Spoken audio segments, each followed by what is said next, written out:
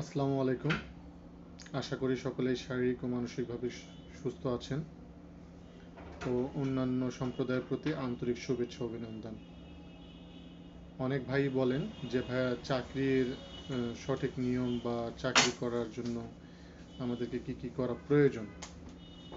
তো চাকরি করার সময় আপনারা যে কাজটি করবেন বা চাকরি পাওয়ার আগে যে কাজটি করবেন সেটি হচ্ছে আপনি যে সময় লেখাপড়া করছেন সে সময় আপনাকে যে কোনো একটি প্রতিষ্ঠানে ঢুকতে হবে। কেমন প্রতিষ্ঠান? প্রতিষ্ঠানটা হতে হবে এমন সার্ভিস সেন্টার কিংবা যে কোনো জায়গায় মার্কেটিং সিস্টেম নিয়ে কাজ করছে। তাছাড়া কিন্তু সম্ভব না আপনি কোথাও চাকরি পাবেন, এমনটা সম্ভব না। কারণ চাকরি পেতে হলে সর্বপ্রথম অভিজ্ঞতার প্রয়োজন, আর সেই অভিজ্ঞতাটার জন্য আপনাকে অনেক পরিশ্রম করতে হবে। মানে একদিনেই এইটা সম্ভব না। অনেকেই দেখবেন প্রায় 2 বছর 3 বছরের অভিজ্ঞতা চাই। তো 2-3 বছরের অভিজ্ঞতা দিয়ে কিন্তু কোথাও চাকরি পাওয়া যায় না। সর্বনিম্ন 5 থেকে 6 বছর 7 বছর এর ঊর্ধ্বে যা দিতে পারে, তাহলে আপনার কাঙ্ক্ষিত যে ডিমান্ড আছে সেই ডিমান্ড অনুযায়ী আপনি কাজ করতে পারবেন এবং প্রতিটি স্টেপে সফলভাবে কাজ করে দেখিয়ে দিতে পারবেন। অন্যথায় কিন্তু কাজ করা সম্ভব না।